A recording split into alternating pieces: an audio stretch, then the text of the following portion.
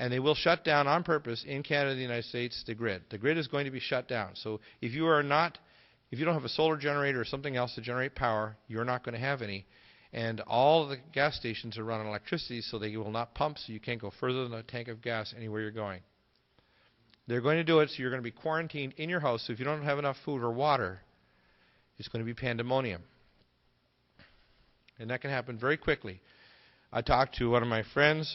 My brother-in-law was the executive assistant to the premier in our province of Nova Scotia, where I live right now, Nova Scotia. And his best friend, Barry, is the senior planner for the Canadian government. And they've calculated out that in North America, in the U.S. and Canada, if there was a shutdown of all services because of Code Red, more than half the population of the United States and Canada would be dead in 30 days without war, famine, a geological disorder, or war, or nuclear war. Within 30 days, with no highways and no services, more than half the population would be dead.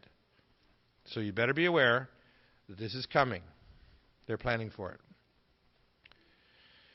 You need to have heritage seeds, canned and dried foods. You want to have what I call local citizen groups. I personally am not a big fan of militia. I think it's better to have neighborhood groups. I think people need to start networking. And I think that how large the group needs to get is based on your ability to how many people you need to have a watch, whether it's in your group or neighborhood area. And your worst enemy is your unprepared neighbors. So if you're not handing out these CDs and telling people about what's going to happen, they may spit in your face, but when things start to happen, they're going to beg you to tell them more. Remember, you're a what I call mustard seed carpenter. You have a carpenter's wedge, a bag of mustard seeds, and a hammer. And in the little cracks of their stupid skull, you're going to drive in these mustard seeds of common sense. And when the water of disaster comes upon their head, the seeds are going to grow whether they want them or not, and their roots are going to start splitting their very, very thick skull.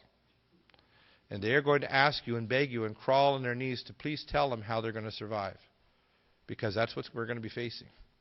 Now I'm going to tell you something more that's very, very disturbing. The most common story that I receive from my contacts in the NSA and these above government agencies with the bioterrorism and nuclear terrorism is that there are pre-placed nukes in U.S. cities in at least 22 cities. They are maintained under Project Omega by Israeli Mossad and Russian GRU nuclear agents. And one of them actually told me that they handle them like bananas, that they literally service these like bananas. I said, what do you mean bananas? He said, well, bananas go bad. They get brown spots, and you got to throw them out, even if they look like they might be good to eat. And he said they're very critical, so you got to test the Crytron switches monthly, which are fast switches that do picosecond electrical pulses, and they have to be very accurate. And you have to have very, very critical levels of radioisotopes, especially when you have small nukes. You have to have special types of materials. You need to have special things like lithium and some of these other special elements in very high grade, and if they degrade even slightly, you won't have enough slowing of the protons and neutrons to create a proper nuclear explosion when you have an explosive that's the size of a large softball. So, they're all about. And I know what 22 cities they are. And Los Angeles is one of them. You need to have dressings, sutures, emergency first aid kits, blankets, portable stretchers, limb splints, vitamins, herbal medicines, regular medicines for 6 months. How many people here have 6 months? Their drug plans won't allow them. Potassium iodide, insulin, decontamination kits for radiation. Is the government telling you what to do? And they tell you, get duct tape and plastic. Radiation detection. You need a rad detect, which is a directional detector for all 4 types of radiation, or a nuclear, which is not quite as good. We have 2 sources for the rad detect. We have one from Earth's Pulse with Dr. Nick Begich, and we have another one from the nuke pills. The nuke pills people have been tough to get service, but I'm hoping I'll get them going because 2007 I think is going to be the year when one of our cities or more is going to light up because they want to cow us with either a pandemic or a nuke in a U.S. city or a dirty bomb to bring up martial law and to force us into civil detention facilities, even if it's just 2 weeks, to prove that it's okay. You need to have walkie-talkies, mirrors, which are good for signaling, Morse code books, signal fire training, all the kind of skills you need when you're a good Boy Scout. But if you don't have these skill sets, you're in a lot of trouble. CB radios, network, ham radio operators, all those kind of things. Clothes changes, extra shoes, boots. You might think this is stupid mentioning all these things, but I tell people they need to start thinking about it now and they need to have a run-and-go pack in their car, and they should have maybe off-road maps and trailers GPS and compass, flares, LED lights, sterno, all those kind of things. If they don't have these things, if they're in a big city, they have to have a plan to flee. And if the first signs of things going on, you don't flee, you'll be trapped. And I talked to the people at FEMA and all these other people, and what they're planning on doing is setting a double perimeter around all large U.S. cities. The inner perimeter will be immediately around the circumferential highway around big cities like Los Angeles and Denver and elsewhere. And then about 30 miles out, they'll have an international force. That international force will be told to shoot to kill for any vehicles crossing or even across open areas of the desert or anywhere else. Okay? And they can hit you with non-lethal weapons, missiles, anything you can imagine, or ROVs, which is remote operational vehicles, both ones that fly and ones that you can't see coming at you because they're coming at you at 17,100 miles an hour. Unless you've got real good vision.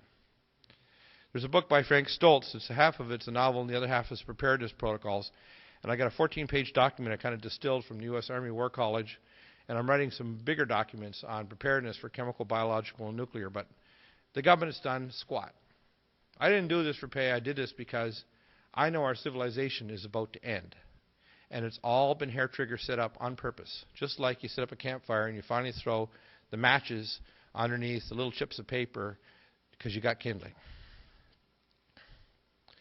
What to do to prepare? Well, listen to the show. It's on RBN. You can go to 2 websites. Most of the above government technologies. I've got some new information, for example, last week from Harlan Gerard on mind control. And I do post classified information on my show. If anybody here is an NSA or other agent, hopefully you'll learn something. And you realize I'm your best buddy, and I want to save your ass. So take notice of this because I have the brains and the ability and the guts to try to save you and everybody else. Whereas your government is going to treat you like a brown shirt, and you'll be the first one shot in the back of the head. So if you're listening to this in the DVD later or live, you better realize they're going to take you down because their plan is to transition to remote operational vehicles, cyborgs, weaponized animals like baboons that they have in a secret facility down near Galveston, Texas, where they have them set up so they have remote operating controls so they can put them on kill mode, and they have these nano armor on them so they can stop pretty well anything. An 80-pound baboon can pick up a 300-pound man and tear him literally in two. They can run at 35 miles an hour, and they can jump 15 to 20 feet in the air. But I don't think you're going to outrun these. And their plan is to create super soldiers. I had Mark Zeller on my show, and I was very familiar with the mesenchymal stem super soldier program. Their idea is to actually inject these. They did in Gulf War I, so that tells you how long ago they had this. Mark put on 6 inches in height and 100 pounds in weight in 6 months. And his health is ruined because he also had experimental AIDS vaccine as well as Mycoplasma fermentans incognita proven and confirmed by Dr. Nicholson. You can also listen on Galaxy 5, Channel 17, and also on C-band satellite and shortwave worldwide. It's 12.180. 12.180, that's RBN Live. And my show is 2 to 4, Monday to Fridays, out of Austin, Texas, Republic Broadcasting. We also need to have people pick up micro-broadcasting, so without a Federal Communications license, you can actually do micro-broadcasting for as little as $5,000 with just an FM micro-broadcasting in your city or your town. And if you get a string of these, we could cover a huge area because this is an information and it's a spiritual war. And we need some sugar daddies. If there's people that have some big bucks, believe me, I'm going to be elbow to elbow, if I'm not dead, to billionaires and millionaires whose money will be seized when they won't go along with the New World Disorder. So you better stick in your hand in your mattress because we're all going to be sent to these facilities. They already have us color-coded. They already have your database. It doesn't matter how rich or poor. You could be George Soros, and if you do the wrong thing, they're going to yank your chain. So it doesn't matter how much money you have. You can be a billionaire, millionaire, movie star, whatever. Your history. And so we need some sugar daddies so we can get my show and the other shows in Republic Broadcasting Network on Sirius Satellite before they shut down freedom of speech completely. Because if we don't get this word out, it's not only the end of our civilization, it's the end of our planet. And I'm going to show you why. Because this is only talk number 1. So we're going to have a CD of this. Copy anything. I tell people copyright. Anything on my shows, any talks I have, you can purchase them and help us support us. You can copy it and distribute it. You have my permission to get it over the damn place. And if you want to translate in any language, Swahili, Russian, Japanese, for God's sakes, do it. This is not an American problem. This is a global problem. And it goes beyond that because we are in a galactic war, and I'm going to talk about that too.